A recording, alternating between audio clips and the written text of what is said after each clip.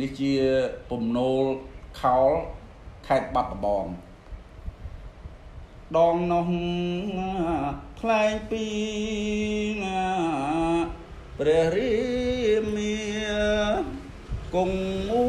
យអង្គាក្នុងពុនលាជ័យ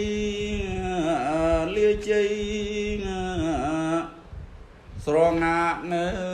យស្រងល់ខ្វល់ហារតីមកមីនឹងគិតមហេសីសេដា